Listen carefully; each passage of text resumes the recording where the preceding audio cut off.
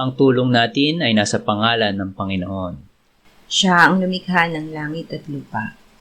Ating ipahayag ang ating mga kasalanan sa Diyos.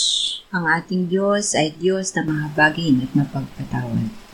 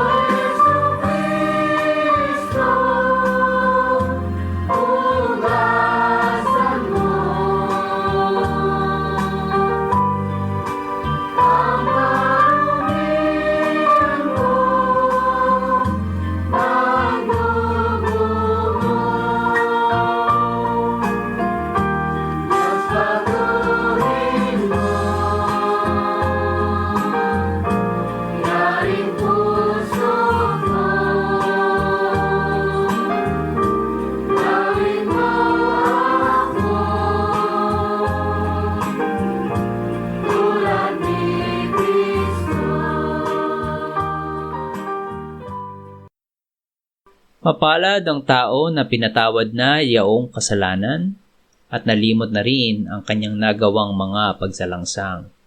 Mapalad ang taong sa harap ng Panginoon ay di na pinararatangan ng kasalanan, dahilan sa siya ay hindi nanlilinlang.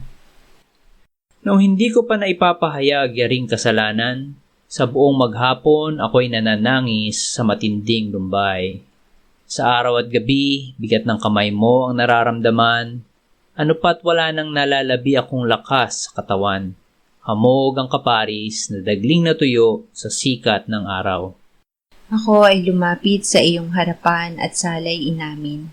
Ang aking nagawang mga pagsalansang di ko inilihim. Pinagpasyahan ko ang lahat ng ito sa iyo'y idaing at aking natamo ang iyong patawad sa sala kong angking.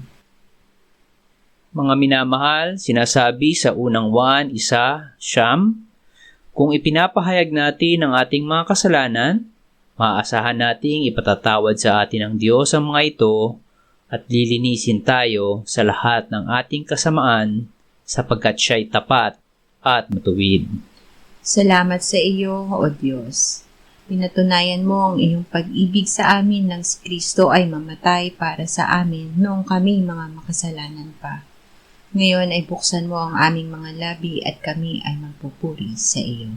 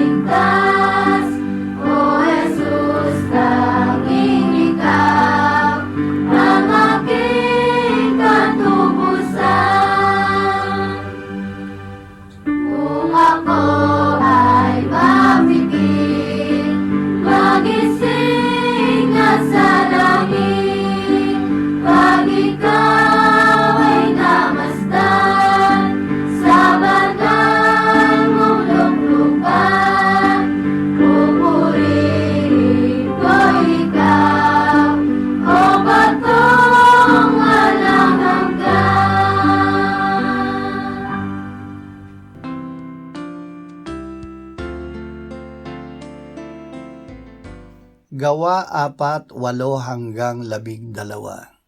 At si Pedro na puspos ng Espiritu Santo ay sumagot sa kanila, kayong mga pinuno ng bayan at matatanda, kung kami sa araw na ito'y sinisiyasat, dahil sa kabutihang ginawa sa isang taong may kapansanan na tinatanong kung paano napagaling ang taong ito. Dapat malaman ninyong lahat at ng buong sambahayan ng Israel na nakatayo ang taong ito sa inyong harapan na walang sakit sa pangalan ni Jesucristong taga Nazaret na inyong ipinako sa krus at binuhay ng Diyos mula sa mga patay. Itong si Jesus ang bato na itinakwil ninyong mga tagapagtayo, ang siyang naging batong panulukan. Walang kaligtasan sa kanino paman, sapagkat walang ibang pangalan sa ilalim ng langit na ibinigay sa mga tao na ating ikaliligtas. Ang pahayag ni Pedro. Si Pedro na dahil sa takot sa mga Hudyo ay makatatlong ipinagkaila ang Panginoong Hesus, ay nagkaroon ng tapang matapos na mabuhay na muli ang Panginoon at siya ay mabautismuhan ng Espiritu Santo. Walang takot na ipinahayag niya na si Jesus ang Kristo, na siya na ipinako nila sa krus ay binuhay ng Diyos mula sa mga patay, na siya na itinakwil nila ay naging batong panulukan, at tanging sa pangalan niya maliligtas ang mga tao. Ang Ebanghelyo ay nasulat upang tayo ay sumampalataya na si Jesus ang Kristo, ang anak ng Diyos, at sa pagsampalataya ay magkaroon tayo ng buhay sa kanyang pangalan. Awit 118:19-23. Buksan ninyo sa akin ang mga pintuan ng katuwiran upang ako'y makapasok doon at makapagpasalamat sa Panginoon. Ito ang pintuan ng Panginoon, ang matuwid ay papasok doon. Ako'y magpapasalamat sa iyo, sapagkat sinagot mo ako at ikaw ay naging kaligtasan ko. Ang batong itinakwil ng mga nagtayo ay naging panulok na bato. Ito ang gawa ng Panginoon, ito ay kagilagilala sa ating mga mata. Ang pintuan ng katuwiran. Sinabi ng Panginoong Hesus, ako ang pintuan. Ang sinumang pumasok sa pamamagitan ko ay maliligtas at papasok at lalabas at makakatagpo ng pastulan. Ang magnanakaw ay dumarating lamang upang magnakaw, pumatay at pubuksa. Ako'y pumarito upang sila'y magkaroon ng buhay at magkaroon nito ng may kasaganaan.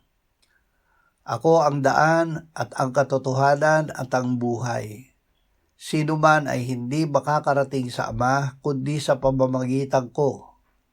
Kung ako'y kilala ninyo ay makikilala rin ninyo ang aking Ama.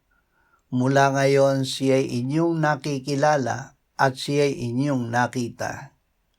Hindi pa ba ninyo nababasa ang kasulatang ito? Ang batong itinakwil ng mga nagtayo ng gusali ay siyang naging batong panulukan. Ito'y gawa ng Panginoon at ito'y kagilagilala sa ating mga mata. 2 Pedro 1:3-4. Ipinagkaloob sa atin ng kanyang banal na kapangyarihan ang lahat ng mga bagay na kailangan sa buhay at pagiging makadiyos, sa pamamagitan ng pagkakilala sa kanya na tumawag sa atin sa kanyang sariling kaluwalhatian at kabutihan. Gayon niya ipinagkaloob sa atin ang kanyang mahahalaga at mga dakilang pangako upang sa pamamagitan ng mga ito ay makatakas kayo sa kabulukang nasa sanlibutan dahil sa masamang pagnanasa at maging kabahagi kayo sa likas ng Diyos. Upang makilala ang Diyos. Ibinigay sa atin ng Diyos ang lahat ng bagay na kailangan natin upang siya ay ating makilala. Sinabi ng Panginoong Hesus sa Ama, ito ang buhay na walang hanggan, na ikaw ay makilala nila na iisang Diyos na tunay at si Jesucristo na iyong sinugo. Ang ibinigay sa atin ng Diyos ay ang kanyang bugtong na anak na nagpahayag ng pangalan at salita ng Diyos at namatay para sa ating kasalanan.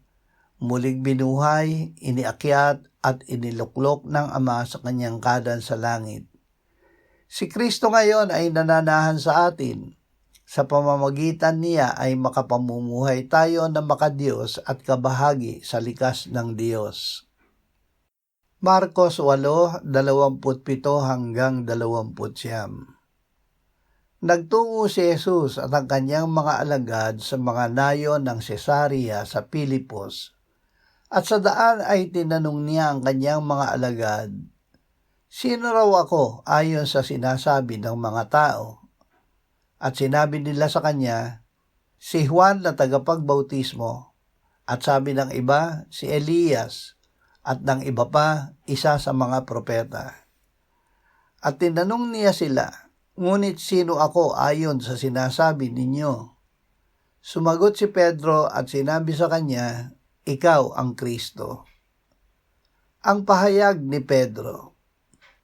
Ang Ama ang nagsabi kay Pedro na si Jesus ang Kristo, ang anak ng Diyos na buhay. Hindi sinasabi kung paano ito narinig ni Pedro. Ngunit ang Panginoong Jesus ang nagsabi na hindi tao kundi Diyos ang naghayag nito sa kanya. Ang pananampalataya ay hindi pakiramdam, kundi katiyakan sa salita ng Diyos na narinig. Ang pananampalataya ay bunga ng salita na nagbula sa bibig ng Diyos, hindi sa ating nakikita o nararamdaman. Ang pakiramdam ni Pedro. Matapos na ipahayag ni Pedro na si Jesus ang Kristo, ay nagsimulang sinabi ng Panginoon na siya ay kinakailangang magdusa ng maraming bagay at itakwil ng matatanda ng mga punong pari at ng mga eskriba, at patayin at pagkaraan ng 3 araw ay muling mabubuhay. Maliwanag na sinabi niya ang salitang ito. Sa udyok ng kanyang pakiramdam ay inilayo ni Pedro ang Panginoon at pinasimulang sawayin. Sinabi ng Panginoon kay Pedro, "Umalis ka diyan, Satanas, sapagkat hindi mo iniisip ang mga bagay na ukol sa Diyos, kundi ang mga bagay na ukol sa tao." Huwag ang ating pakiramdam, kundi ang pananampalatayang mula sa salita ng Diyos ang ating panghawakan.